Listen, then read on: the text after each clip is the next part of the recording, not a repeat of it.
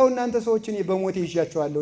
እኔ ብናስተውል ይሻላል። ማንም መንደረኛ አይንዳችሁ። እማ ብድግ ብላችሁ ማንን እንከተል? ማንን ተከተሉ ተባለ? ተገለጠልኝ የሚል ሰው ግን ችግር አለበት። የእግዚአብሔርን ዕውቀት ያላዙ ሰዎች ምልክታቸው ትዕቢት ነው። እግዚአብሔር ያልተነሱ ሰዎች ምልክታቸው ትዕቢት ነው። ለራሳቸው ማውራት፣ ራሳቸውን ይነቅፈኛል ብለው የሚያስቡትን ሰዎች ማሳደድ፣ ሰራዊት ማደራጀት፣ ህዝቡን መቀስቀስ፣ ከእግዚአብሔር ክብር ይልቅ የራሳቸውን ክብር ማስበለጥ፣ ቤተ ክርስቲያንን በእነሱ ክብር ምክንያት መክፈል፣ እንዲህ ያለ አድማ የሚፈጥሩ የመጨረሻ ትልቁ ዕውቀት ማን ይሆናል? እግዚአብሔርን ማወቅ። የሚመካ ቢኖር እግዚአብሔርን በማወቁ ይመካ። ሙታን አንዳች አያውቁም ይላል። ሞቱ ቅዱሳንን ጊዮርጊስ፣ ተክለ ሃይማኖት፣ ገብረ መንፈስ ቅዱስ ብለን ብንጠራቸው አያውቁም ይላል። ሰይጣን አንዳንድ ዕውቀት አለው። አንዳንድ ዕውቀቱ ምንድን ነው? ካለበት ቦታ ሁኖ እግዚአብሔር ለመላእክት የሚነግረውን ምክር የመስማት ስልጣን አለው። እግዚአብሔር ይህ ከተማ በሰኔ ይጠፋል የሚል መቅሰፍት እግዚአብሔር ለመላእክት ቢያዝ ሰይጣን ይሰማል። በሰኔ ተጠንቀቁ፣ በግንቦት ተጠንቀቁ እያለ ማውራት ይጀምራል። በቅቻለሁ ቅዱስ ነኝ እኔ ማለት ነው። የዚያን ተቀብሎ ቅዱስ ሚካኤል ይጸልያል። ቅዱስ ሚካኤል ሲጸልይ እግዚአብሔር በሊችን ሀገር ምሬያታለሁ ብሎ ምሕረት ይሰጠዋል። ሰይጣን ደግሞ ማት እንጂ ምሕረት የመስማት ስልጣን የለውም። ስለዚህ እግዚአብሔር ምሕረቱን ለሚካኤል ሲነግረው ለሀገሪቱ ምሕረት ሳይታዘዝ ሰይጣን ይቀርና ወሬውን አናፍሶ ይቀራል ማለት። ሰይጣን እኮ አይንን ጭፍና አድርጎ ግልጥ እስከሚያደርጉ ድረስ አሜሪካ ደርሶ የመምጣት ፍጥነት አለው። ይህ ስወለድ ሰይጣን መረጃ አለው። ሳድግ መረጃ አለው። ስቆጣ መረጃ አለው። ስተኛ እያየ ነው መረጃ። ፈጣን ነው። የበቃ አባት ነው።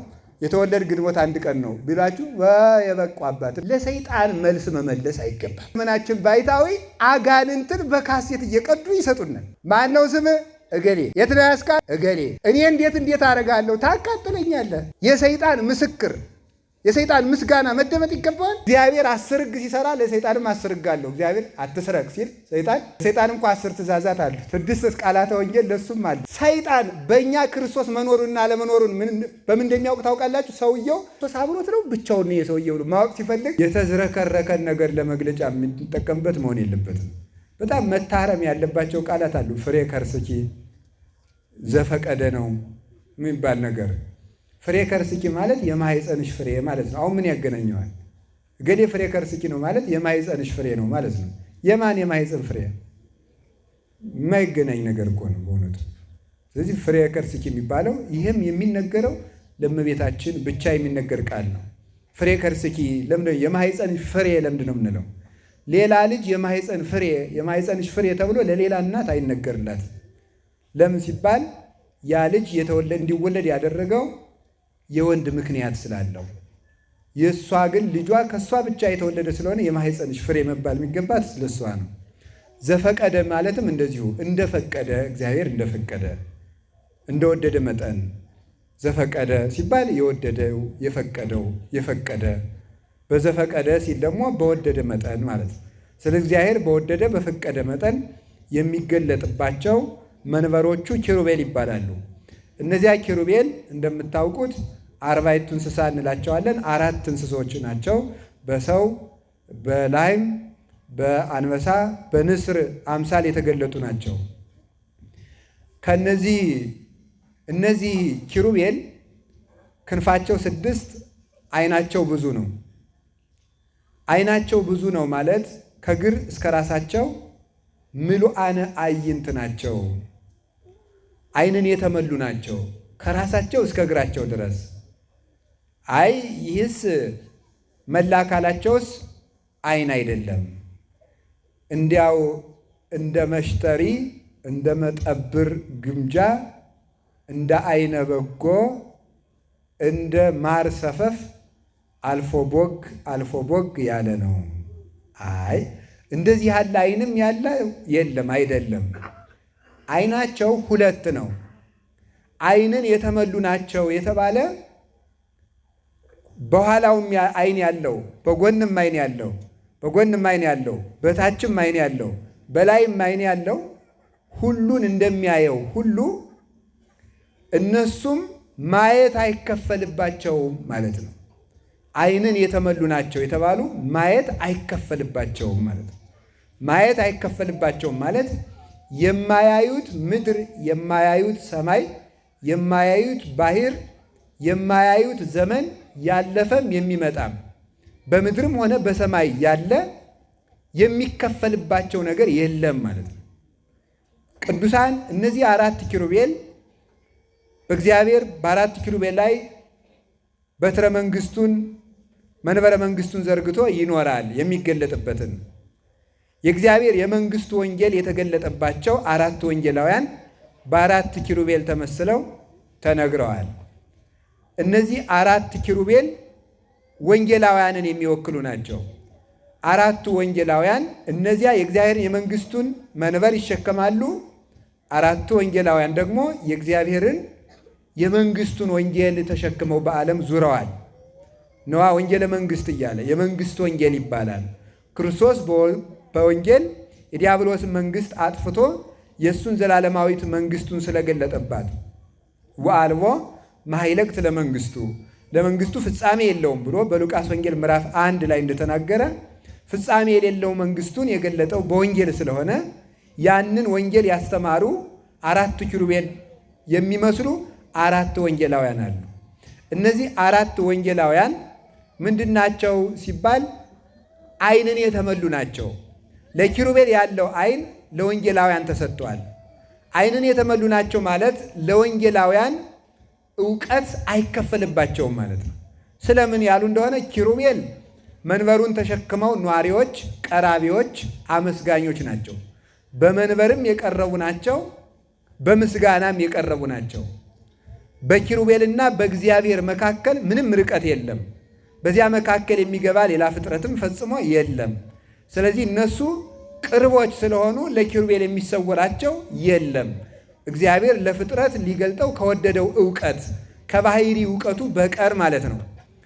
በዚህም በእርግጥ የምትበልጣቸው አንዲት ፍጥረት አለች፣ ያችው እመቤታችን ናት። እግዚአብሔር ለፍጥረት ከገለጠው ዕውቀት የመጨረሻውን ትልቁን ዕውቀት የምታውቅ እመቤታችን ብቻ ናት።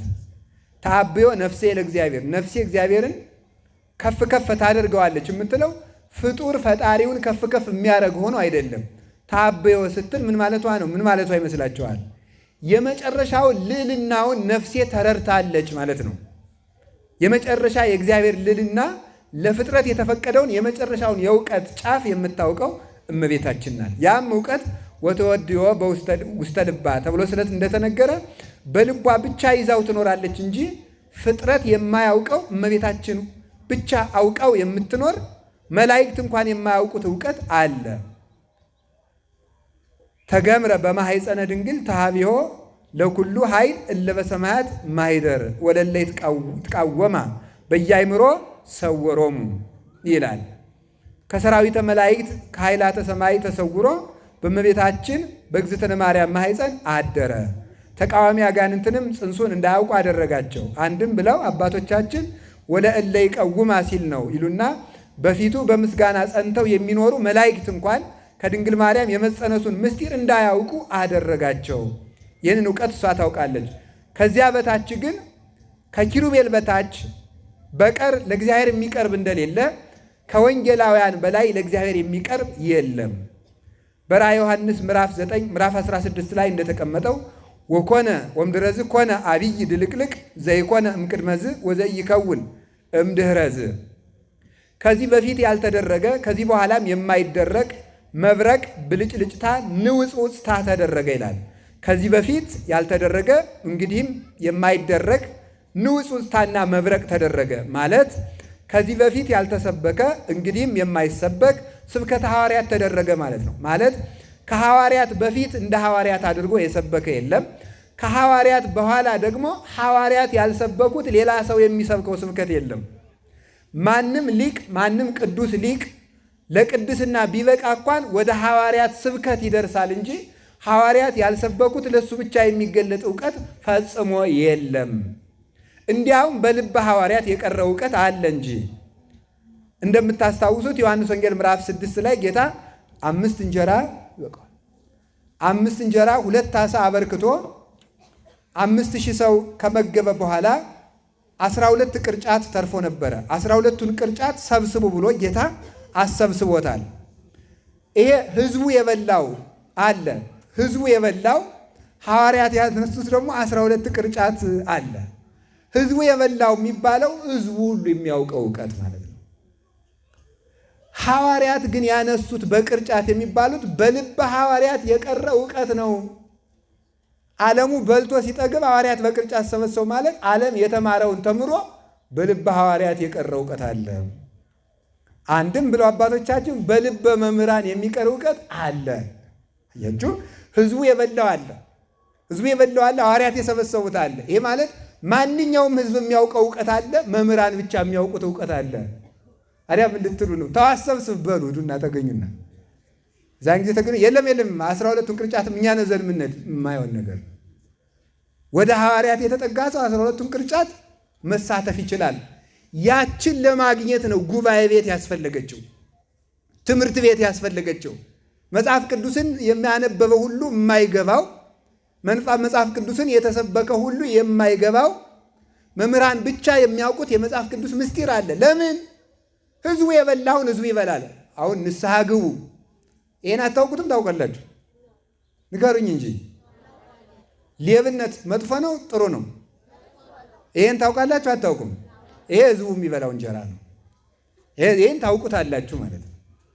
ከዚህ ወደ ላቀ ነገር ግን መውጣት የሚቻለው ጥንተ ቀራቦች ናቸውና ምስጢር አይከፈልባቸውም ይላሉ አባቶቻችን። ከዋለበት ይውላሉ ካደረበት ያድራሉና ምስጢር አይከፈልባቸውም። ተመልከቱ፣ ሁለቱን ነገሮች ነው የሚያመጡት አባቶቻችን። አንደኛ ከዋለበት ይውላሉ ካደረበት ያድራሉ። ምን ማለት ነው? ክርስቶስን መስለው ይውላሉ፣ ቅዱስ ክርስቶስን መስለው ያድራሉና ጥንተ ቀራቦች ናቸውና እግዚአብሔርን በመቅረብ እነሱን የመሰለ ነገር የለም። መደበኞች ናቸው። ሐዋርያት ለማመን መደበኞች ናቸው። ለምግባር መደበኞች ናቸው። ለሰማዕትነት መደበኞች ናቸው። ለንጽህና መደበኞች ናቸው። ለክህነት መደበኞች ናቸው። ለቁርባን መደበኞች ናቸው።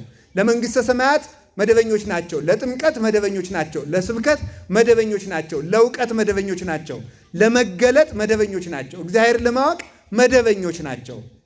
መደበኞች ማለት ጥንተ ተሰላፊዎች ናቸው። በጸጋው መጀመሪያ የተሰለፉ ስለሆነ በመከራውም መጀመሪያ ተሰለፉ። ይህንን ነው ቅዱስ ጳውሎስ ዘር ዘርቶ እሸት የማይበላ ገበሬ አለ እንዴ ይልና፣ እንግዲያስ ያስተማርኩትን የወንጌልን እሸት መጀመሪያ ልቀምሰው ይገባኛል አለና ሕዝቡን ሰማዕት ሁኑ ብዬ ሰብኬ የሰማዕትነትን እሸት መጀመሪያ ቀምሰዋለሁ አለ።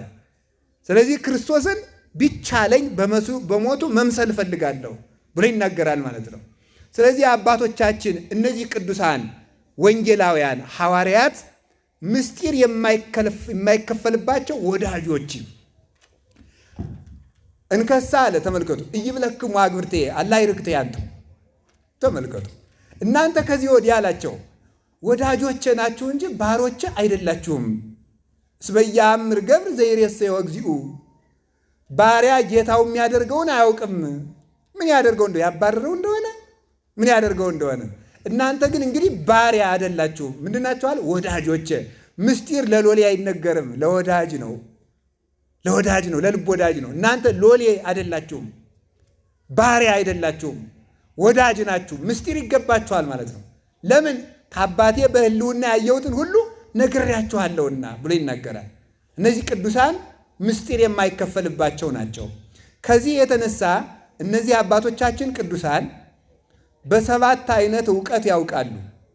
ሰባቱ እውቀት በምድሩ ነው የሰማዩን ማወቅ፣ ካሉበት ዘመን ሁነው የሚመጣውን ዘመን ማወቅ፣ ካሉበት ዘመን ሁነው ያለፈውን ዘመን ማወቅ፣ ካሉበት ዘመን ሁነው ዓለም ሳይፈጠር የነበረውን ማወቅ፣ ካሉበት ዘመን ሁነው ዓለም ከተፈጠረ በኋላ ያለውን ማወቅ፣ በሰማይ ሁነው የምድሩን ማወቅ። እነዚህ ሰባት እውቀቶች አሏቸው።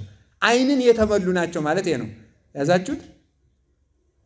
ካልያዛችሁት ምን ልታደርጉ ነው የምትቀመጡት? ነውር እኮ ነው ይሄ በእውነቱ ማለት ነው። በሉ ንገሩኝ። አሁን ካልነገራችሁኝ ትምህርቱን ማቆም ነው ያለብን።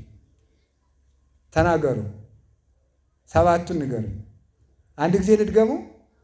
ለምንድን ነው እንውዛነ ልብ የምትሆኑት? እንውዛነ ልባል ምን ማለት ነው? ገራገር ማለት ነው አይደል? ነው ገራገር ማለት ነው አይደል? እንዲህ አንበለው እና ገራገር ሸወድኳችሁ ማለት ነው። ጥሩ ነው። ስለማሰሙኝ መሸወድ እችላለሁ ማለት ነው። ስለዚህ እንውዛነ ልብ ማለት ልበጠፍ ማለት ነው። ልበጠፍ የምትሆኑ ለምንድን ነው? ይሄ ልበጠፍነት ነው። ያዟ። ለምንድን የማትይዙት? በምድሩ ነው የሰማዩን በሉ።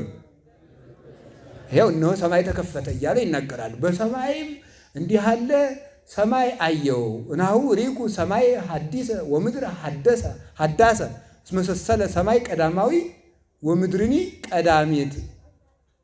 ቀዳማዊት ብሎ ይናገራል። ስለዚህ አዲስ ሰማይ አዲስ ምድር አየው ይላል። በምድር ነው የሰማዩን ያውቃሉ። ይሄ አንድ እውቀት ነው። ካሉበት ዘመን ሆነው ያሉበትን ዘመን ያውቃሉ። ምን ያለውን ዘመን? ያሉበትን ዘመን። ቅዱስ ጴጥሮስ ባጠገቡ ያለው ሐናንያ በሌላ ቦታ አድርጎት የመጣውን ሳይነግረው እንዳወቀ ማለት ነው። የሐዋርያት ሥራ ምዕራፍ 5 ላይ እንደገና ደግሞ ያሉበት ዘመን ሆነው የሚመጣውን ዘመን ያያሉ። እኔ ካልነገራችሁኝ ቀጥሎ ነግሬያችኋለሁ። ዱላ መቼ ይገባል ቢሉ ይላል መጽሐፋችን፣ ተማሪ የተማረውን ቀለም ሲያጠፋ። እዚህ ያው እንግዲህ ተማሪ ከሆናችሁ መገረፍ አይቀርም። ካሉበት ዘመን ሆነው የሚመጣውን ያያሉ። ምን የሚለውን? ሶስት። ስንት ነው ያልኩኝ? ሶስት ነው? አራት ነው? ሶስት? ንገሩኝ። አሁን የተናገርኳቸው ምንድን ናቸው? ያሉበትን ዘመን አንድ፣ በምድሩ ነው የሰማዩን ሁለት፣ ሌላስ? ካሉበት ዘመኑ ነው የሚመጣውን ስንት ሆነ? አውጣኝ እግዚአብሔር። እሺ፣ ከዚያ ካሉበት ዘመኑ ነው ያለፈውን ምን ያለውን ስንት ሆነ? አሁን ለምሳሌ ዓለም ሲፈጠር ቅዱስ ሙሴ ነበር አልነበረም? ነበረ። ግን በመጀመሪያ እግዚአብሔር ምን አረገ ይላል? ሰማይና ምድርን ፈጠረ ይላል። ያለፈውን አየ። ስንት ሆነልን? አራት። ልትተባበሩኝ ነው? ከዚያ ደግሞ ተመልከቱ፣ ካሉበት ዘመን ሆነው ዘመን ሳይፈጠር የነበረውን መዝሙር 76 ቁጥር 13 ላይ እግዚአብሔር እሰ ንጉሥ ውእቱም ቅድመ ዓለም ይላል። እግዚአብሔር ከዓለም አስቀድሞ ነበር። ራዕየ ዮሐንስ ምዕራፍ 1 ቁጥር 8 ላይ ስንት ሆነ? 5። እግዚኦ። ከዚያ ደግሞ ካሉበት ዘመን ሆነው ዓለም ካለፈ በኋላ ያለውን ምን ያለውን በኋላ? አሁን ራዕየ ዮሐንስ ምዕራፍ 22 ስታዩት መንግሥተ ሰማያት ውስጥ እንዴት እንደምንኖር፣ ምዕራፍ 21 ስትመለከቱ መንግሥተ ሰማያት እንዴት ያለች እንደሆነች እንባ ጠፍቶልን ያለ ሐዘን እንዴት እንደምንኖር ይናገራል። ስንት ነው የሆነ? 6። በሰማይ ሆነው የምድሩን 7። ተመስገን ነው ማለት ነው። በሰማይ ሆነው የምድሩን። አሁን አንድ ጊዜ ንገሩኝ ያሉበትን ዘመን 1። እሺ፣ የሚመጣውን 2። እሺ፣ ያለፈውን 3። እሺ፣ አቤት፣ ዓለም ሳይፈጠር 4። አቤት፣ ዓለም ከተፈጠረ በኋላ፣ ዓለም ካለፈ በኋላ ስንት? 5። እሺ፣ በምድር ሆነው ስንት ሆነ? በሰማይ ሆነው ስንት ሆነ? 7። ይሄ የቅዱሳን እውቀት ነው። የማን እውቀት ነው? በሉ ንገሩኝ እንጂ። የቅዱሳን እውቀት ስንት አረግ ነው? 7። ከዚህ በኋላ የዚህ ሁሉ መክበብ ወይም የዚህ ሁሉ ራስ ማለት ነው የመጨረሻ ትልቁ እውቀት ማን ይሆናል? እግዚአብሔርን ማወቅ። ማንን ማወቅ ነው? እግዚአብሔርን ማወቅ። ዘሰ ይትሜካ ለይትመካ ባይምሮ ወበለበው እግዚአብሔር። የሚመካ ቢኖር እግዚአብሔርን በማወቁ ይመካ ትላለች ሐና አንደኛ ሳሙኤል ምዕራፍ 2 ላይ። የሚመካ ቢኖር እግዚአብሔርን በማወቁ ይመካ። እግዚአብሔርን እንደምን አድርጎ ማወቅ? በአቅም ማወቅ። እሱ የፈቀደውን እውቀት ያህል እንዲያውቁ የመጨረሻ እውቀት ተሰጥቷቸዋል። እግዚአብሔርን ማወቅ የተሰጣቸው ቅድም ባልኩት ጥንተ ቀራቢ በመሆንና በቅድስና በመቅደም ነው። በቅድስና በመቅደም፣ በእውቀት በትምህርት በመቅደም፣ በንጽህና በመቅደም እነዚህ ይህንን ያውቃሉ። ታዲያ እንዲህ ከሆነ ራእየ ዮሐንስ መጽሐፈ መክብብ ምዕራፍ 9 ቁጥር 5 ላይ እንዲህ የሚል ቃል አለ። ሙታን አንዳች አያውቁም ይላል። ማን አልኳችሁ? በሉ እንጂ ሙታን ምን አያውቁም? መጽሐፈ መክብብ ምዕራፍ 9 ቁጥር ሙታች አንዳች አያውቁም ይሉና ስለዚህ የሞቱ ቅዱሳንን ጊዮርጊስ፣ ተክለ ሃይማኖት፣ ገብረ መንፈስ ቅዱስ ብለን ብንጠራቸው አያውቁም ይላሉ ከሞቱ በኋላ። ምክንያቱም ምንድነው ብለናል? ቅድም ግን ምን ብለናል? በሰማይ ሆነው በሉ እንጂ የቱን ያውቃሉ? የምድሩን ያውቃሉ። ሙታን አንዳች አያውቁም ከተባለ የሞቱ ሰዎች እንዴት ያውቃሉ ብለው ይጠይቃሉ። መልሱ በእግዚአብሔር አምነው የሞቱ ሰዎች ሙታን ናቸው ሕያዋን ናቸው? አዎ። የማቴዎስ ወንጌል ምዕራፍ 22 ቁጥር 33 ላይ እንዲህ የሚል ቃል አለ። ኢኮነኬ እግዚአብሔር አምላከ ምውታን አላ አምላከ ሕያዋን። እግዚአብሔር የሙታን አምላክ አይደለም የሕያዋን አምላክ እንጂ። እስኪ በሉ እግዚአብሔር በሉ። የምን አምላክ አይደለም? እንግዲያ የምን አምላክ ነው? በጣም ጥሩ። እግዚአብሔር የሙታን አምላክ ካልሆነ በእግዚአብሔር ያመኑ ሰዎች ከሞቱ በኋላ ሙታን ናቸው ሕያዋን? ሕያዋን ናቸው። ታዲያ እንደዚህ ከሆነ ሙታን አንዳች አያውቁም ለምን ተባለ ሲባል በቁሙ የሞተ አንድም ሙታን አጋንንት፣ ሙታነ ሕሊና አጋንንት ምንም አያውቁም ማለት ነው። ሰይጣን አንዳንድ እውቀት አለው። አንዳንድ እውቀቱ ምንድን ነው? ካለበት ቦታ ሁኖ እግዚአብሔር ለመላእክት የሚነግረውን ምክር የመስማት ስልጣን አለው። ለምሳሌ አያድርገውና እግዚአብሔር ይሄ ከተማ በሰኔ ይጠፋል የሚል መቅሰፍት እግዚአብሔር ለመላእክት ቢያዝ ሰይጣን ይሰማል። ኋላ ይህንን ለወዳጆቹ ሹክ ይላቸዋል። ከዚያ ኋላ እየሄደ ምን ያደርጋል መስላቸው? በሰኔ ተጠንቀቁ፣ በግንቦት ተጠንቀቁ እያለ ማውራት ይጀምራል ማለት ነው። ከዚያ እኛ ያንን ሰው የበቃ ሰው ብለን እንቆጥረዋለን። አሁን ይሄ ቅዱስ እንጦንስ እንደሚናገረው እንደ ቁመተ ረጅም ሰው ነው የሚለው። እንደምን ሰው? ለምሳሌ ይህንን ሕንፃ ና አሁን ተመልከቱ። ይሄ ሕፃን የማያየው አለ የለም? አለ የለም? ከሱ በላይ እኔ የማየው አለ የለም? ስለዚህ አሁን እኔ እዚያ ላይ አንድ ሰው ብል በቅቻለሁ? ቅዱስ ነኝ እኔ ማለት ነው? አይደለም። በቁመት ነው። እስቲ በቁመት በሉ። እደግሊ ልጅ ቁጭ በል። በቁመት ነው። ስለዚህ አጋንንትና ጠንቋይ ሰዎች ወይም ክፉ ሰዎች እንደ ረጅም ሰው ቀድሞ ነገሮችን ርቀት ያለውን ቀድሞ ያያል።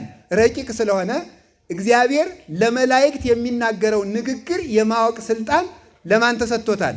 ለአጋንንት ተሰጥቶታል። ይህንን ቀድሞ ያውቅና ይናገራል። ለጠንቋይ ለሐሰተኛ ባይታውያን ይዘራዋል። ይህንን ዛሬ እንዲሆናል እንዲሆናል ይላል። ኋላ በጣም የሚደንቀኝ ደግሞ ይሄ ነው። ምንድን ነው ስትሉ ቅዱሳን መላእክት ቤተ ክርስቲያን ውስጥ በጣም ብዙ መላእክት አሉ። በግልጽ የሚታወቁት 9 ናቸው። 2ቱ ከበር ላይ እዚያ ደጀ ሰላሙ ላይ በሩ ላይ ያሉ ናቸው። 2ቱ እዚህ ላይ ያሉ፣ እዚህ ዝንቦው ላይ ማለት ነው።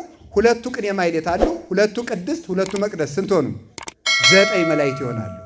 እነዚህ ከዚያ ከደጅ ያለው ሀገሪቱን ማር ብሎ ወደ እግዚአብሔር ይለምናል። ያ እነዚህ የዚያን ተቀብለው ከቤተ ክርስቲያኑ ዝንቦ ያሉት ይለምናሉ። ከዚህ ያሉት ደግሞ ሲለምኑ የቅኔ ማኅሌት ያሉት እንደ ወረብ እየተቀባበሉ እንደ መልክ እየተቀባበሉ እንደ ዝማሜ እየተቀባበሉ እነዚህ ደግሞ ይጸልዩታል። እነሱ ደግሞ ሲጸልዩ ቅድስት ያሉትም ይጸልያሉ። ቅድስት ያሉት ደግሞ ሲጸልዩ መቅደስ ላይ አንድ መልአክ አለ፣ ያ ይጸልያል። የዚያን ተቀብሎ ቅዱስ ሚካኤል ይጸልያል። ቅዱስ ሚካኤል ሲጸልይ እግዚአብሔር በሊችን ሀገር ምሪያት አለው ብሎ ምሕረት ይሰጠዋል። ሰይጣን ደግሞ ማት እንጂ ምሕረት የመስማት ስልጣን የለውም። ስለዚህ እግዚአብሔር ምሕረቱን ለሚካኤል ሲነግረው ለሀገሪቱ ምሕረት ሳይታዘዝ ሰይጣን ይቀርና ወሬውን አናፍሶ ይቀራል ማለት ነው። እግዚአብሔር እንዳናፈሰ ያስቀረው ምናምንቴ የሚያወራውን ማት ሁሉ እግዚአብሔር ከንቱ ያስቀርልን። ስለዚህ ለነ ቅዱስ ሚካኤል የሚሰጠውን ምሕረት ለዚህ ነው ዛዳነን እምደ ጸላኢ ዘአልቦ ምሕረት ከሌለው ከዲያብሎስ ያዳነን፣ እሱም ምሕረት ከማያደርግ ሥላሴም ለሱ ከማይራሩለት ምሕረት ከማይገባው ከጽኑ ጠላታችን ከዲያብሎስ እጅ ያዳነን ብሎ ይናገራል። ዲያብሎስ የምሕረት ስልጣን የለውም። ይሄ የአጋንንት እውቀታቸው ነው። አጋንንት መረጃ ሰብስበው እውቀት ያውቃሉ። ታውቃላችሁ? የተደረገን እውቀት ያውቃሉ። መረጃ ሰብስበውም እውቀት ያውቃሉ። አንደኛ የተደረገን ነገር የተደረገን በሉ። አቤት። ለምሳሌ ባጭር ቃል አሁን ውጭ ሀገር ጦርነት አለ አይደል? ማና ማን የሚባል ሀገር ነው? አሁን እናንተ ታውቃላችሁ፣ በቅታችኋል። የተደረገ ነገር ነው። በምንድን ያወቃችሁት? በመረጃ መስመር ነው ያወቃችሁት። እኛ ተደዋውለን የምናውቅ ከሆነ ሰይጣን ሳይደዋወል ያውቃል አያውቅም? ያውቃል። የተደረገን ነገር ያውቃል። ሰይጣን እኮ ዓይንን ጭፍና አድርጎ ግልጥ እስከሚያደርጉ ድረስ አሜሪካ ደርሶ የመምጣት ፍጥነት አለው። ስለዚህ የተደረገን ነገር ያውቃል። እኔ ስወለድ ሰይጣን መረጃ አለው። ሳድግ መረጃ አለው። ስቆጣ መረጃ አለው። ስተኛ እያየ ነው መረጃ አለው። ፈጣን ነው። ይህ ሁሉ እውቀት ያውቃል። ስለዚህ አንድ ሰው ብድግ ብሎ የበቃ አባት ነው የተወለድ ግንቦት 1 ቀን ነው ቢላችሁ የበቃ አባት እንዳትሉ። የተደረገ ነገር ነው። ይሄን ሰይጣንም ያውቃል። የቤተሰብ መምሪያም ያውቃል። እንኳን ሌላው እንዲህ ያለ ብቃት አይደለም ይሄ። ስለዚህ ከእንደዚህ ያለ አዋቂ ነን ከሚሉ ነገሮች መጠንቀቅ አለብን። ስለዚህ ሰይጣን የተደረገን ነገር የማወቅ ስልጣን አለው። የልብን ብቻ ነው ማወቅ የማይችለው። ሌላው መረጃ ሰብስቦ ያውቃል። ምን ሰብስቦ ነው ያልኳችሁ? መረጃ ሰብስቦ ሲያውቅ ለምሳሌ ላሳያችሁ። ጌታ አምላክ ነው ወይስ ሰው የሚለውን ሰይጣን ሁልጊዜ ይጠራጠር ነበረ። ይጠራጠር ስለነበረ ምን ያደርገዋል? ቆይ አምላክ ነው ሰው ይሄ ሰው ይልና አሁን ለምሳሌ መላእክት በቤተልሔም ሲከቡት ሰው ነው። ቀረብ ሲል ደግሞ ብርሃኑ ብልጭ ሲል ደግሞ አምላክ ነው ብሎ ደግሞ ይሸሻል። ሲሰደድ ደግሞ ይሄ ሰው ነው ይላል። ደግሞ በግብፅ ጣዖታትን ሲያፈራርስ ደግሞ አምላክ ነው እንዴ ይላል። ደግሞ ኋላ ደግሞ አድጎ ደግሞ ሲጠመቅ ደግሞ ሲያዩ አይስ እንደ አይሁድ አንድ ሰው ነው ይላል። ደግሞ ሰማይ ሲከፈት የአብ ድምፅ ሲሰማ መንፈስ ቅዱስ በርግብ አምሳል ስትወርድ ነድ ለማየ ባሕር ከበቦ ማይኒ ሀበ ሐውር ጸበቦ ባሕር መድረሻ አታ ስትጨነቅ ደግሞ አምላክ ነው እንዴ ይላል። ደግሞ ሊጾም ሄዶ ሲርባው ሰው ነው ይላል። እዛ ደግሞ ሄዶ ከሄደ በኋላ ምን አረገ መሰላቸው? እመሰ ወልደ እግዚአብሔር አንተ አዝዝ በቃልከ ከመማንቱ አይባን ይኩን ሀብስተ። የእግዚአብሔር ልጅ ከሆንክ የሚለው መረጃ ሊሰበስብ ነው። ከሆንክ ነኝ አዎ ወይም አይደለውም ብሎ እንዲመልስለት ነው። ከሆንክ ይሄንን ድንጋይ ዳቦ አድርግ አለው። ነኝም አይደለውምም ሳይል መልስ ምን ብሎ የመለሰለት? ሰው በእንጀራ ብቻ አይኖርም። ያልጠየቀውን ማለት ነው። እሱ የፈለገው የሰይጣን ዋና ጥያቄ ድንጋዩ ዳቦ እንዲሆን ሳይሆን አምላክን አይደለህም ነው ጥያቄው። ጌታ ደግሞ ያለ ጊዜው ሊነግረው ስላልፈለገ ነኝም አይደለውምም ሳይል ሰው በእንጀራ ብቻ አይኖርም አለው። እንዲያው አንተ ብሎ ዝም አለ። በሌላ ቀን ደግሞ ተመልከቱ፣ ሲያስተምር ጌታ ሲተኛ ሰው ነው ይሄ ሰው ነው ይላል። ኋላ ተነስቶ ደግሞ ነፋሳቱን ጸጥ ሲያደርጋቸው ደግሞ በሕዝቡ ደግሞ በዚያ ተጠግቶ ማኑ ዝንቱ እንጋ ነፋሳቱን ይትእዘዙ ሎቱ፣ ነፋሳት የሚታዘዙለት ይሄ ማን ነው እንጃ ይላል። ደግሞ መልሶ ይጨንቀዋል። ኋላ ደግሞ ጌታ ሲፈራ ደግሞ ያየዋል። አይዟችሁ ሕጹፃን ሃይማኖት ለምን ትናፈቅሙ፣ እምነት የጎደላችሁ ለምን ትፈራላችሁ ሲል አምላክ ነው ይላል። ደግሞ እንዲህ እያለ ግራ ሲጋባ ሲጨናነቅ ኖሯል። ኋላ ደግሞ በአጋንንት ሰፍሮ ሲኖር ጌታ ሲመጣ ኢየሱስ ቅዱሱ ለእግዚአብሔር አይመርኩ ከመመኑ አንተ ይውላችሁ ደግሞ የእግዚአብሔር ልጅ ክርስቶስ አንተ ማን እንደሆን ካውቄሃለሁ ይላል። ታጥፋኒ ዘእንበለ ይብጽሕ ጊዜ ሳይደርስ አታጥፋኝ አለው። ምን አለው ደግሞ? አርመሞ ተፈጸም፣ አፍክን ዘግተህ ውጣ አለው። አዎ ነኝ ይለኛል መስሎት የእግዚአብሔር ልጅ ይላል። ነኝ ይለኛል መስሎት። ለሰይጣን መልስ መመለስ አይገባም። ለሰይጣን መልስ አይመለስም። አሁን ተመልከቱ፣ የዘመናችን በደንብ ጆሮን ከፍተህ ስማ። ነገ አባ ገሌ በክርስቶስ ቀኝ ያቆሙ መስሏል። ስራህን የሚያቆመን ነግሬያለሁ እያንዳንዳችሁ። አሁን የዘመናችን ባይታዊ አጋንንትን በካሴት እየቀዱ ይሰጡናል። ተመልከት እንግዲህ ማለት ነው። ማነው ስምህ? እገሌ። የት ነው ያስካት? እገሌ። እኔ እንዴት አደርጋለሁ? ታቃጥለኛለህ። አቤት ኩሸት! እንዲሁም ማምለ ክርስቶስ ያላደረገውን ማለት ነው። ክርስቶስ ያላደረገውን ዘግተህ ውጣ። የሰይጣን ምስክር፣ የሰይጣን ምስጋና መደመጥ ይገባዋል? አይገባውም። የሰይጣን ምስክርነት ከመቼ ወዲህ ነው እውነት የሚሆን? ሐሰተኛ ነው እሱ። ይህንን እንድንጠነቀቅ ነው ጌታ ያዘዘን። ስለዚህ አመስግኖ ሊደነቅ አዎነኝ ሰይጣን አይጀግናው እንዴት አድርጋ አወቀኝ ሊባል አፍክን ዝጋ እናውጣ አለው። እንደዚህ ያደረገ መረጃ ሲሰበስብ ግራ ሲጋባ ኖረ። አንዳንድ ጊዜ ደግሞ ሰይጣን ሕዝብን እሱ የሚያመሰግነው ሰው ሕዝብ የሚያጠፋለት ከሆነ በደንብ አድርጎ ያመሰግነዋል። የሚያጠፋለት ከሆነ አመስግኖ ከመንገዱ ማደናቀፍ የሚችል ከሆነ በዚያ ሰው ምክንያት ቤተ ክርስቲያንን መክፈል የሚችል ከሆነ ግድ የለም ስለዚያ ሰው ይመሰግናል። አንዳንድ ጊዜ ሰይጣን ለተንኮል እውነት ይናገራል። ለተንኮል ለምሳሌ ቅዱሳን ሐዋርያት ሲሄዱ በአንዲት ጠንቋይ ላይ ያደረ ጋኔን ነበርና ምን ይላል? እነዚህ ሐዋርያት የልዑል እግዚአብሔር አገልጋዮች ናቸው፣ የሚሏችሁን ስሟቸው አለ። ተቆርቋሪ መስሎ እኮ ነው ለሐዋርያት። ለምን መሰላችሁ? አቀርምጦ ከዚያች ጠንቋይ ላይ ሳያስወጡት እንዲሄዱ ነው ሐዋርያት። እነሱን አመስግኖ ነው። እዛ ቅዱስ ጳውሎስ ምን አለ? አፍክን ዝጋና ውጣ አለ። አባቶቻችን ምን አሉት? እውነት እንኳን ቢሆን የሰይጣን ምስክርነት አይደመጥም። እውነት እንኳን ቢሆን እውነት ቢናገር እንኳን ሰይጣን ለምስክርነት አይጠራም። በሉ በሞቴ በሉ ሰይጣን በሉ። ለምን አይጠራም? ለምስክርነት አይጠራም ፈጽሞ ማለት ነው። መላእክት ይመሰክራሉ እንጂ።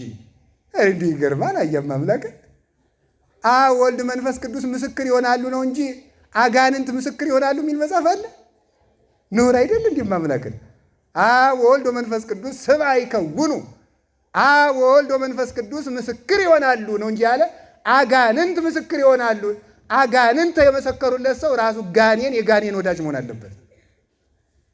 የቅዱሳን ምስክር ሥላሴ፣ መላእክት፣ እመቤታችን ቅዱሳን እነዚህ ናቸው። የቅዱሳን ምስክር ቅዱሳን ናቸው። ርኩስ ለቅዱስ ምስክርነት አይበቃም። አላችሁን? ሰይጣን እንደዚህ መረጃ እየሰበሰበ ያውቃል። እንደዚህ እያለ ጌታ 33 ዓመት ግራ ሲያጋባው ኖረ። መጨረሻ ላይ ዓርብ እውነቱን ነገረው ማለት ነው። ሰው ነው አምላክ ነው፣ ሰው ነው አምላክ ነው ሲባባሉ እንዴት እናድርግ? ሞትና ሰይጣን እየተመካከሩ እንዴት እናድርገው? የሰውዬ እንዴት እናድርገው? እንጃ እንዴት እናድርገው? ሄዳ አንተ ቅረብ። የለም ሰይጣን እኔ ባለፈው ኃይሉን አሳይቶኛል አልቀርብም። ሞት አንተ ቅረብ። የለም እኔ አልዓዛርን ሲያስነሳ ስላየው ቀምቶኛል፣ እኔ የዚህ ሰውዬ አልቀርብም። ኋላ እንደዚያ ሲሉ አባ አይልፋ ለዛቲ ጽዋ እምኔ፣ አባት ወይ ይችን ጽዋ ከኔ አሳልፋት ብሎ አውቆ እንደዚህ ሲባባሉ ሲፈሩ አይቶ ይችን አሰማቸው። እንዴ አምላክ መስሎን እኮ ነው። በል ቅረብ። ሰይጣን ነው ሞትን እንደዚህ ያለው፣ ቅረብ አለው። ኋላ ሰይጣን ሞት ሰይጣን ቀረብ ሲል ብርሃነ መለኮቱን ብልጭ ወሬ በላይ ሊሁ ስነ መለኮቱ ጌትነቱን ብልጭ አደረገበት። ወሬ ኃይላተ ሰማይ ድኑናነ ሰራዊተ መላእክት ከመስቀሉ ስር ለከ ኃይል ለከ ስብሐት ለከ ጽን እያሉ ሲሰግዱ አየ። እኔ ፍጡር መስሎኝ እኮ ነው። መኖቱ ዝንቱ ሸሻ ሲል የት ትሄዳለህ?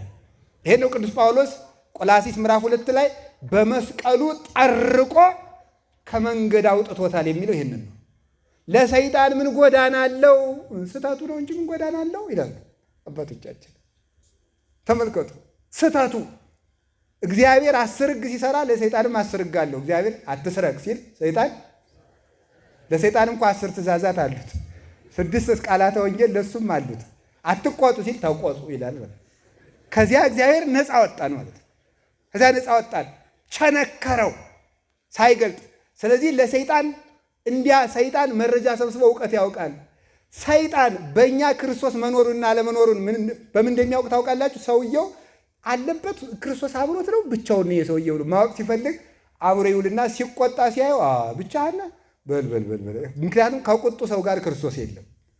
ሲቆጣ ሲያየው አንተ ብቻህን ብሎ መጥቶ ይሰፍርበታል ማለት ነው። ሰይጣን መረጃ ሰብስቦ ተከታትሎ እውቀት ያውቃል። ቅዱሳን ግን በንጽህና በቅድስና ሆነው በትህትና ሆነው ምን ያደርጋሉ? እግዚአብሔርን ያውቃሉ። የቅዱሳን አባቶቻችን በረከታቸው ይደርብን። ይህንን እውቀት የሚያበቁት አይምሮ ጠባያቸውን ተጠቅመው ተምረው ከዚያ በኋላ ደግሞ የተማሩትን ሰርተው የሰሩትን ደግሞ ምናል ግብር ገብተው መጨረሻ ላይ እውቀት ወይም ርዕይ የምትባለውን እውቀት ወይም አይምሮ መንፈሳዊውን ያውቃሉ። መጀመሪያ ያልተቋረጠችውን በ12ቱ ቅርጫት የተሰበሰበችውን ሐዋርያዊት ዕውቀት ተመትሮ የሌለባትን ዕውቀት ከማን ከሐዋርያዊት ጉባኤ ትምህርት ቤት ገብቶ ይማራል።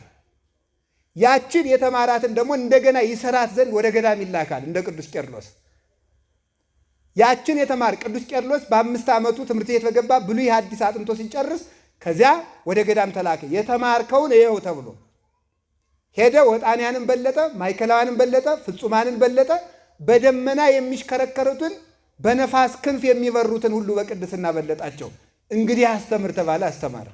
አሁን እኮ ሰው ጠፍቶም አይደለም ብቻ እንደው እዚሁ አብረን እንሳሳል ብለን ነው እንጂ እኮ እናንተን ለማስተማር የምንበቃ ሰዎች አይደለንም። ትምህርት ማስተማር የሚችል ሰው እንዲህ ይሄን ደረጃ አልፎ ነው። አሁን ግን ከመንደር የተነሳ ሁሉ ሰራኤ መጋቢ ለቤተ ክርስቲያን ሆኗል። አሁን እያንዳንዱ ሰው ሲኖዶስ መሆን ነው የቀረው። ከእንዲህ ያለ እውቀት መጠንቀቅ አለብን። ሐዋርያዊ እውቀት የሚገኘው በሐዋርያዊ ጉባኤ ነው፣ በሐዋርያዊት ቤተ ክርስቲያን ነው፣ በሐዋርያዊ ትውፊት ነው፣ በሐዋርያዊ ክህነት ነው፣ በሐዋርያዊ ስርዓት ነው፣ በሐዋርያዊ ቁርባን ነው፣ በሐዋርያዊ ኑሮ ነው፣ በትውፊት ነው። እንዲህ ያለው እውቀት የሚገኘው አፈንግጦ መጽሐፍ ቅዱስን ዝም ብሎ ይዞ በመሮጥ እውቀት ሊገኝ ፈጽሞ አይችልም። ይህ የሚገኘው በትህትና ነው። እውቀት የሚገባው ትህትና ባለበት በር ነው። በትዕቢት በኩል ድንቁርና ሲገባ፣ በትህትና በኩል እውቀት ገባ። እውቀት ይሏቸዋል፣ አይምሮ ይሏቸዋል፣ ጥበብ ይሏቸዋል። ማነው? ክርስቶስ አይደለም እንዴ? ጥበብ እኮ ክርስቶስ ነው። ጥበብሰ መድኃኒ ነው ውእቱ አለ ሊቁ። ጥበብ ሌላ ማን ነው? ጥበብ እኮ ክርስቶስ ነው። መድኃኒታችን ክርስቶስ ነው። ጥበብ ክርስቶስ ከሆነ፣ እውቀት ክርስቶስ ከሆነ፣ አይምሮ ክርስቶስ ከሆነ እውቀት የሚመጣው በምንድን ነው? በትህትና ነው። በትህትና ነው።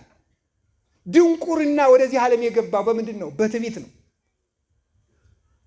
ሞትም የሚገባው በገባበት በር ነው የሚወጣው። ድንቁርናም የሚወጣው በገባበት በር ነው። በትዕቢት ከገባ ሞትን ማስወጣት ያለብን በትህትና ነው። ድንቁርና በትዕቢት ከመጣ መውጣት ያለበት በትህትና ነው።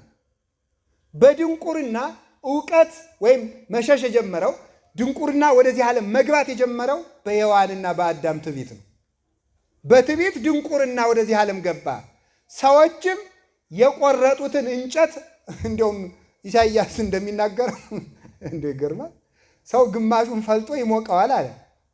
ግማሹን ፈልጦ ይሞቀዋል፣ ግማሹን ስጋ ጠብሶ ይበላበታል፣ ግማሹን አልጋ ሰርቶ ይተኛበታል፣ ግማሹን ጠርቦ አቆሞ አምላኬ ነው ብሎ ይሰግድለታል።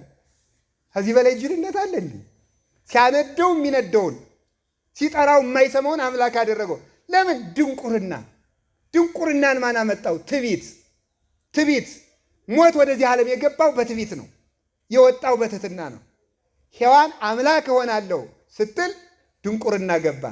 ድንግል ማርያም የአምላክ እናት መሆን እንዴት ይቻለኛል ስትል እውቀት ወደዚህ ዓለም ገባ።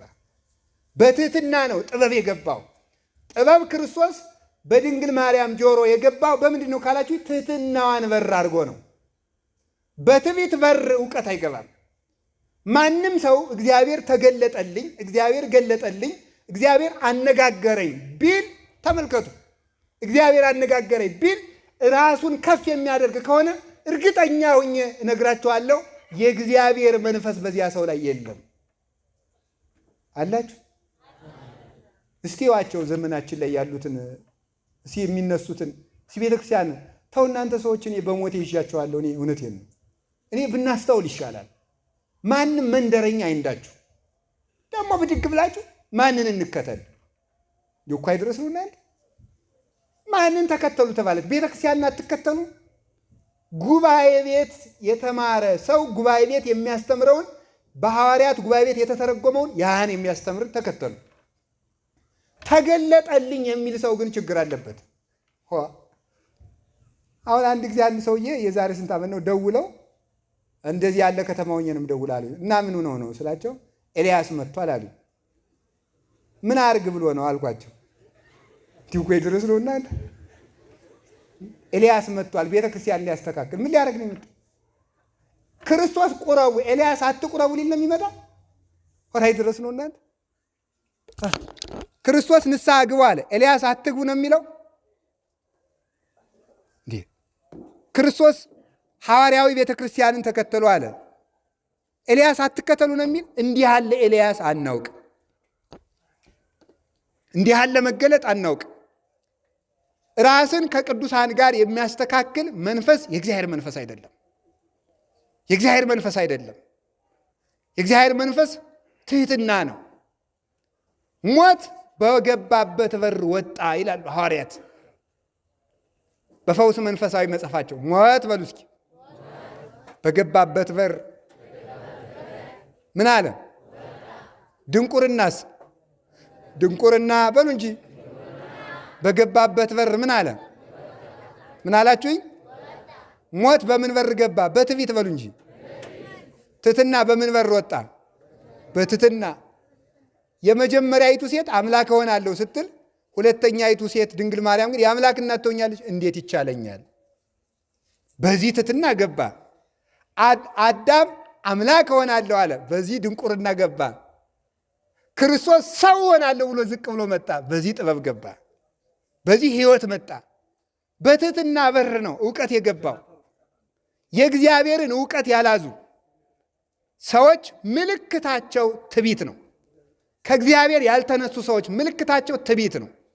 ስለ ራሳቸው ማውራት፣ ራሳቸውን ይነቅፈኛል ብለው የሚያስቡትን ሰዎች ማሳደድ፣ ሰራዊት ማደራጀት፣ ሕዝቡን መቀስቀስ፣ ከእግዚአብሔር ክብር ይልቅ የራሳቸውን ክብር ማስበለጥ፣ ቤተ ክርስቲያንን በእነሱ ክብር ምክንያት መክፈል፣ እንዲህ ያለ አድማ የሚፈጥሩ የእግዚአብሔር ሰዎች አይደሉም። ከቃሉ ጋር ናችሁ?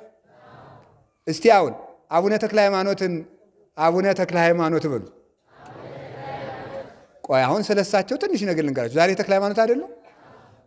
ከነቢያት ጋር ነቢይ ናቸው፣ የሚመጣውን ያለፈውትን ያውቃሉ። ከሐዋርያት ጋር ሐዋርያ ናቸው፣ ይሰብካሉና።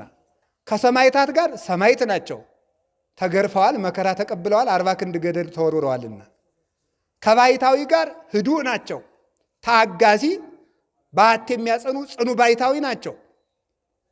2 ጦር በፊት 2 ጦር በግራ 2 ጦር በቀኝ 2 ጦር በግራ 2 ጦር በኋላ ተክለው ወደፊት ሲሰግዱ የፊቱ ጦር እየወጋቸው እግዚአብሔርን አገልግለዋልና 7 ዓመት በአንዱ ዋሻም ቆመዋልና 99 ዓመት መንነው ዕድሜያቸው ሲጨረስ ዓለምን አብርቼን የጨለምኩ ብለዋልና ዓለምን አጣፍጬን ያልጫ ሆንኩ ብለዋልና ከዚህ የተነሳ ባይታዊ ናቸው፣ ቅዱስ መነኩሴ ናቸው። የሱራፌል ባልንጀራ የሆኑ የሰማይ መልአክ የምድር ሰው ናቸው። የምንኩስናን ትርጉም በሚገባ ያሳዩን አቡነ ተክለ ሃይማኖት ናቸው። መነኩሴ ማለት ምን ማለት ነው? እስመ መነኮስ መልአክ ሰማያዊ፣ ተመልከቱ፣ መልአክ ምድራዊ ወሰብ ሰማያዊ። መነኩሴ ማለት የሰማይ ሰው የምድር መልአክ ማለት ነው። የሰማይ ሰው የምድር መልአክ። ስለዚህ እሳቸው ከሱራፌል ጋር ያጠኑ ናቸው። ከጸሐፊያን ጋር ጸሐፊ ናቸው። ከሚፈውሱት ጋር ፈውሰዋል።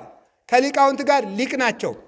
ይህንን ሁሉ ብለው ምን እንዳሉ ታውቃላችሁ? አልጫ ነኝ። እስኪ በሉ ሁላችሁ ምን አሉ? ይህን ሁሉ አድርገው ጨለማ ነኝ። ምንድን ነው ያሉት? ብርሃን ነህ እያላቸው እግዚአብሔር ጨለማ ነኝ ነው ያሉት። የዛሬዎቹ ወዴት ነው ያመጡት እናንተ? የወዴት እንክርዳዶች ናቸው። ጊዮርጊስ 7 ዓመት የተጋደለ እኔ 30 ዓመት ነኝ እያሉ የሚኳሹ እነዚህ የአጋንንት ልጆች ናቸው በእውነቱ ማለት። አቡነ ሐራ ድንግል አንድ ወረዳና ያቀኑ እኔ ዓለምና ያጠመኩ የሚሉ እነዚህ የማን ቡችሎች ናቸው? የዲያብሎስ ቡችሎች እኮ ናቸው እነዚህ። እኔ ቅዱስ ነኝ የሚሉ ስለ ራሳቸው ሰራዊት አደራቸው የሚቀሰቅሱ አምጽኡ ለእግዚአብሔር ክብረ ወስብሐተ እንበላቸው እንጂ እነዚህ ሰዎች ተው እናንተ ሰዎች የእግዚአብሔርን ክብር አትውሰዱ። አምጡ አምጡ በሉ፣ አምጡ በሉ። የቅዱሳንን ክብር እንዴት ይወስዳሉ? ማን ነው እንደዚህ ያለ? ቅዱስ ጳውሎስ ምንድን ያለ? ጭንጋፍ ነኝ። እስኪ በሉ በሞቴ። ቅዱስ ዳዊት ምንድን ያለ? ትል ነኝ። እስኪ በሉ ተመልከቱ፣ ተመልከቱ ማምላክ። አብርሃም ምንድን ያለ? አህመድ ነኝ። ምንድን ነው ያለ? አህመድ ነኝ ነው ያለ በእውነቱ ማለት። ጌታሳ ምንድን ያለ? የሚገባችሁን ሰርታችሁ ስትጨርሱ እኔ የማልጠቅም ባሪያ ነኝ በሉ አለ። አሬ ይገርማል። የሚገባችሁን በሉ ሰርታችሁ ስትጨርሱ ምን በሉ ነው አለ? አቤት የማልጠቅም በሉ እንጂ ምንድን ነው ይበሉ አለ? የዛሬዎቹ ደግሞ ምንድን ነው? ዓለምን የምጠቅም ነኝ፣ ሳልሞት ተጠቀሙብኝ፣ ማክሰኞ የፈውስ ቀን አለኝ አደራ እንድትገኙ፣ ረቡዕ እንዳትታጡ፣ እንዲህ የሚሉን ናቸው እንግዲህ ማለት ነው። በዚህ ይሄንን በመናገራችን የሚደርስብንን ማስፈራሪያ እግዚአብሔር ያውቀዋል። ነገ የሚታሰር ምላስ ነው፣ እየተናገርን እንሞታለን። ስለ ራሳቸው ክብር ቅዱሳን ሲሰደቡ ለራሳቸው መከላከያ አላቆሙ። እውነተኛ ያለመሆናቸው ምልክት ይሄ ነው። አንዳንዱ ደግሞ ምን እንደሚል ታውቃላችሁ? ከፍሬያቸው ታውቋቸዋላችሁ እኮ ተብሏል። ይሄ ጥቅስ መከራው፣ ይሄ ጥቅስ መከራው። አትጥቀሱኝ አይል ከፍሬያቸው በሉ በሉ። ይሄን ጥቅስ ተናገሩት። አሁን ተርጉማታለን እንጂ ከፍሬያቸው በሉ። ምን ትሏቸዋላችሁ? በሉ ከፍሬያቸው ምን ትሏቸዋላችሁ? እሺ ጥሩ። ይገርማችኋል፣ ይገርማችኋል። እሺ አሁን ምን ይላሉ መስላችሁ? እንዴ ዲዳ ሰው እያናገሩ፣ ጋኔን እያወጡ፣ አጋንንት እየመሰከሩ፣ እያስጮሁ፣ ድዊ እየፈወሱ በፍሬያቸው ታውቋቸዋላችሁ ነው ያለ ጌታ። ታዲያ በምን እንወቅ? ፍሬያቸው እኮ ይሄው ይላል። ምንድን ነው ነው እንዴ? እሺ ወደዚህ ሁሉ ፍሬያቸው ይሄ ነው መስሏችሁ ነው እንዴ? ማይኩ ከቃሉ ጋር ናችሁ። ጌታ በምናቸው ታውቋቸዋላችሁ ነው ያለ። ኧረ በሉ አቤት። በፍሬያቸው ታውቃቸዋላችሁ እያሉ ይሄ ልክ አይደለም። ሰውን ከስርዓተ ቤተ ክርስቲያን እያስተጓጎሉ ነው። እስቲ ይህንን ለነሱ ጠበቃ የምትቆሙ ተከታዮቻቸው ንገሯቸው እስኪ። ለአባቶቻችሁ ቤተ ክርስቲያን ለሚበጠብጡብን፣ ፎቶአቸውን ለሚያሰግዱ፣ በፎታቸው የሚጸለይላቸውን እስኪ ንገሯቸው ዱና። ለምንድን ነው በፎቶዎት የሚጸለይ በሏቸው እስኪ። አይ ህዝቡ ነው የሚያደርገው እኔ ያላደረገውም ሊባል አይደል? ደግሞ አይናገሩም እንዴ? ራሳቸውስ የሚናገሩት ምንድን ነው? ለእነ አቡነ ተክለ ሃይማኖት ሲሞቱ የተሰጣቸውን ቃል ኪዳን በአንተ ጸሎት ሲኦል ተበርብራ ባዶዋ ናት እየተባለ የሚመሰከርላቸው ይሄ ነው ፍሬው። ይሄ የዲያብሎስ ፍሬ ነው፣ የመንፈስ ቅዱስ ፍሬ አይደለም። አይደለም በፍጹም። እስቲ ቀድሰው ያቁርቡን እናያቸው እስኪ። መስቀሉን ይዘውታል። መስቀል ይዘው እየባረኩ ነው። የወርቁንም መረዘውታል፣ የብሩንም ይዘውታል።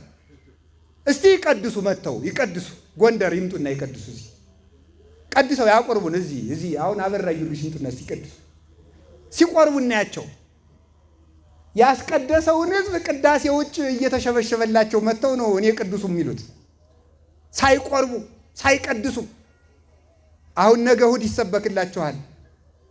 የማቴዎስ ወንጌል ምዕራፍ 25 ላይ 2 መክሊት የሰጠው አለ፣ 5 መክሊት የሰጠው አለ፣ 1 መክሊት የሰጠው አለ። ስንት 2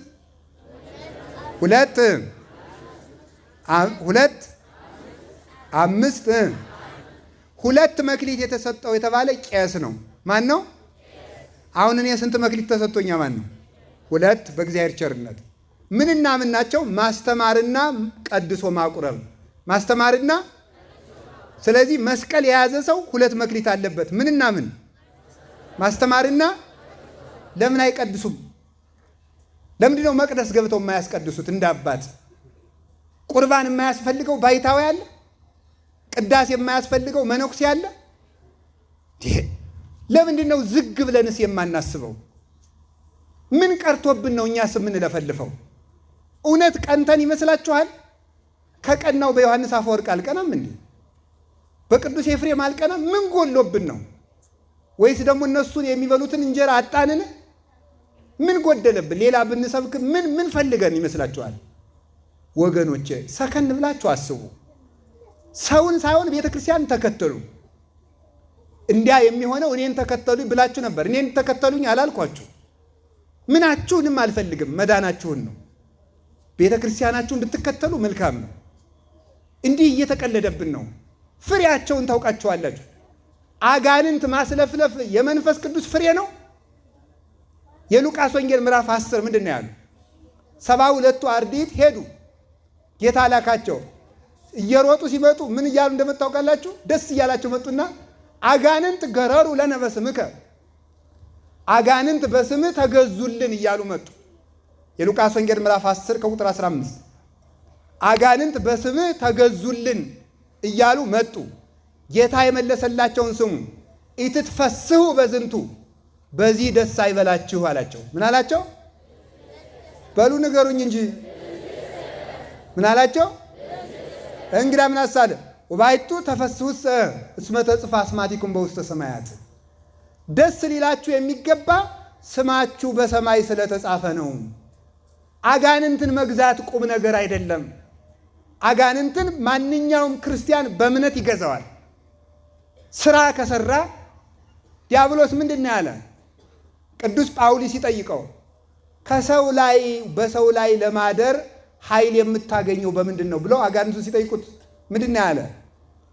ከእግዚአብሔር ስራ ከራቁልኝ፣ ከሕግ ካፈነገጡልኝ፣ ከቁርባን ከራቁልኝ፣ ጸሎት ካቋረጡልኝ፣ ጾም ከጠሉልኝ የኔ ወዳጅ ይሆናሉ ብሏል።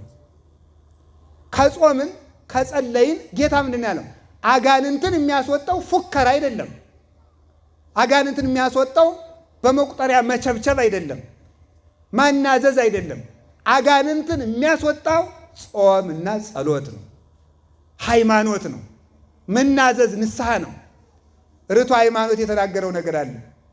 ክፉ ሰው ከአንተ እየመጣ ገንዘቤን እያለ የሚያስቸግርህ ከሆነ ገንዘቡን መልስለት።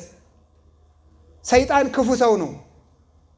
ሰይጣን ከአንተ እንዲርቅ ከሆነ የሰይጣንን ገንዘብ መልስ። የሰይጣን ገንዘቡ ኃጢአት ነው። ገንዘቡን ካያስክበት መልስልኝ እያለ ወደ አንተ ይመጣል ይላል። ኃጢአት ነው። ክፉውን ተግባር በማቆም የሰራነውን በመናዘዝ ከዚህ ስንላቀቅ አጋንንት ከኛ ይሸሻሉ።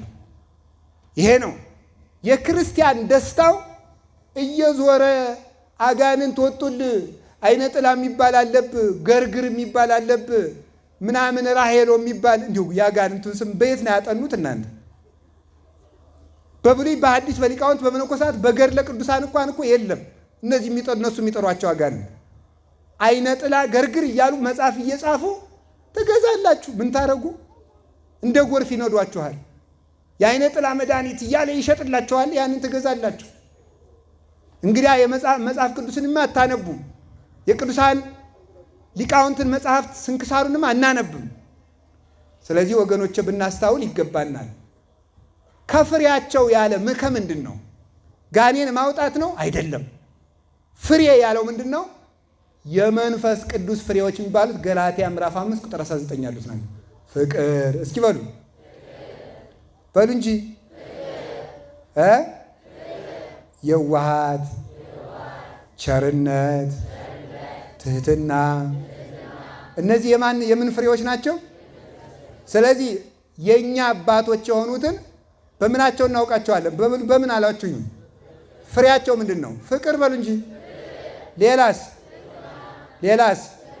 የዋሃት። እዚያ ያሉላችሁ ሂዳችሁ 9 ናቸው። እነዚህን ዘርዝራቸው እውቋቸው። የዋህ መሆን ማለት በማንም ሰው አለመቀየም ነው። ስሟቸው እስኪ እነዚህ ምንድን አላቸው? ጠላቶቼ በዝተዋል፣ ጠላቶችን ገና በጸሎቴ ቆራርጣቸዋለሁ ይላሉ። ይሄ ነው ፍሬው። ትሕትናው የት አለ? እኔ ቅዱስ ነኝ፣ እኔ የሥላሴ ባሪያ አንገበግባለሁ አጋንንቱን። እና አቡነ ተክለ ሃይማኖት ግን እኔ አላቃጠልኩህም፣ አበምኔቱን ያቃጠለህ በጸሎቱ ነበር የሚሉት። እሳቸው እያቃጠሉ ማለት ነው። ፍሬ ማለት ይሄ ነው። የመንፈስ ቅዱስ ፍሬው ትሕትና ነው። የመንፈስ ቅዱስ ፍሬው አኮቴትን፣ ነቀፋን በአግባቡ መቀበል ነው። እነዚህ እኮ ተሰድበናል፣ እገሌ የሚባል ሰው ሰድቦኛል፣ ግደሉልኝ የሚሉ ሰዎች እኮ ናቸው። ይሄ ነው ፍሬው። ፍቅር እንደሌላቸው፣ ትሕትና እንደሌላቸው፣ ደግነት እንደሌላቸው፣ መንፈስ ቅዱስ እንደሌለባቸውማ ክብራቸው ሲነካ ያዙ ይልቀቁኝ በማለታቸው ይታወቃል። ለምሳሌ ልንገራችሁ። አንድ መነኩሴ ነበረ አላችሁ። በቅቻለሁ አለ። ምንድን አለ? በቅቻለሁ። በጣም ጥሩ። እና በቅቻለሁ እያለ አስቸገረ። አንድ አባ አጋቶን ጠራውና አንተ አቤት በቅተሃል? አዎ። እሺ ወርቅ በጠጠር በድስት ብታገኝ ምን ታደርጋለህ? ላለማንሳት እሞክራለሁ። እሺ ከዚያ ሴት አብራ ብታድር ወይም አብራ ብታድር ምን ታደርጋለህ? መመኘቱን አላቆምም፣ ግን ያው እሷ ጋር ኃጢአት ላለማስራት ትግል አደርጋለሁ አለ። መነኩሴ ነው። እዛ ሰደውት፣ ሙልጭ አድርገው ሰደውት። ተቆጣ። አንተ አሉት ላዩን ቀለም ተቀብተ ውስጡን ሌባ የዘረፈው ቤት ትመስላለህ አሉት። ባፍ ነው የበቃህ ማለት ነው። የበቃህ ባፍ ነው፣ በተግባር አልበቃህም ማለት ነው። ነቀፋን የማይቀበል ሰው፣ ለራሱ ክብር የሚኖር ሰው፣ ደጋፊዎቹን ለሱ ክብር እንዲሞቱ የሚያደርግ ሰው የእግዚአብሔር አይደለም። ሲጀመር ሰባኪ፣ መነኩሴ፣ ባይታዊ የግሉ ደጋፊ አያበጅም። ሰዎችን የክርስቶስ ተከታይ ያደርጋል እንጂ የእሱ ተከታይ አያደርግም። ልብ ብላችሁ ስሙ። ከዮሐንስ መጥምቅ የበለጠ አለ? ዮሐንስ መጥምቅ ምንድነው ያደረገ?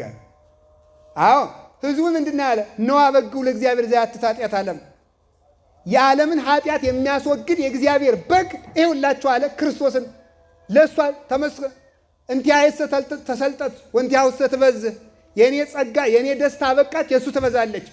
ሰባኪ፣ መነኩሴ፣ ባይታዊ፣ ካህን፣ ዲያቆን ህዝቡን ለክርስቶስ የሚያቀርብ ለክርስቶስ የሚያበረክት ነው እንጂ ህዝቡን የእሱ ተከታይና አጨብጫቢ አድርጎ እሱ ሲነካ ግር ብሎ የሚያኮርፍ ከቤተ ክርስቲያን የሚቀርብ አባታችን ከነካችሁብን እንሞታለን የሚል ደጋፊ መንጋ የሚሰበስብ አይደለም። አላችሁ እንዴ? አላችሁ? የመንፈስ ፍሬዎች ምንድን ናቸው? እስኪ ንገሩኝ። አቤት። ሌላስ? ከዚያስ? እሺ፣ ቸርነት፣ ንጽህና፣ በጎነት፣ እነዚህ ሁሉ ነገሮች የመንፈስ ቅዱስ ፍሬዎች ናቸው። ስለዚህ ጌታ በፍሬያቸው ታውቃላችሁ ያለ ሃይማኖት ዛፍ ነው። ሃይማኖት ዛፍ ነው። ከዚያ ምን ያለ? ይቅርታ፣ ሰው ዛፍ ነው። ቆጽል ያወጣል ማለት ምን ማለት ነው? ቅጠል ያወጣል፣ ቅርንጫፍ ያወጣል፣ ልምላሜ ይኖረዋል፣ ጽጌ ይኖረዋል፣ አበባ ይኖረዋል። ከዚያስ ምን ያደርጋል?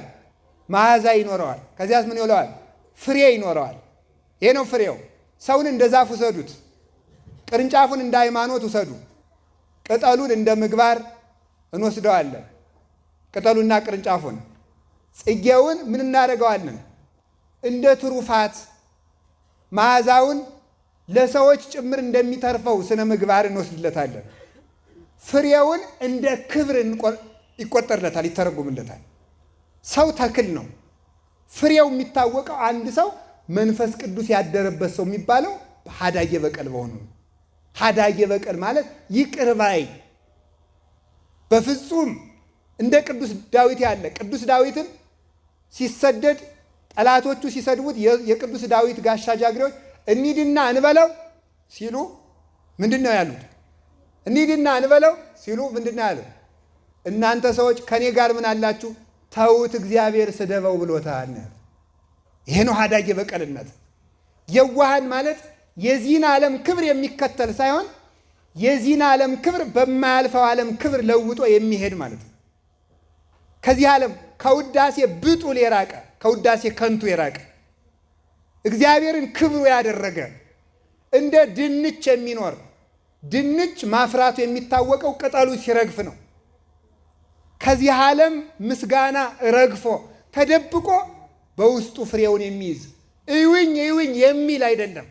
ስለ ራሱ የሚመሰክርለት አይደለም። በሰውም ባጋንንትም መስክሩልኝ የሚል ታምሩን የሚያስጽፍ የሚያስነግር አይደለም። ፍሬ ይሏቸዋል። ፍቅር፣ ትሕትና ነው። ዛሬ ራስን ጭራሽ ከቅዱሳን ጋር ማስተካከል። ሰይጣን እስከዚህ በላይ ምን አደረገ? ሰይጣንም እግዚአብሔር ጋር እኩል ነኝ አለ። የዛሬዎቹ ደግሞ ከቅዱሳን ጋር እኩል ነን አሉ። እግዚአብሔር ከእንዲህ ያለ ነገር ይጠብቀን፣ አይምሮውን እውቀቱን ያድለን። የጀመርነውን ርዕስ አልነካነውም፣ ነገ እንማመራለን። ወስብሐት ለእግዚአብሔር ወለወላዲቱ ድንግል ወለመስቀሉ ይቆየን።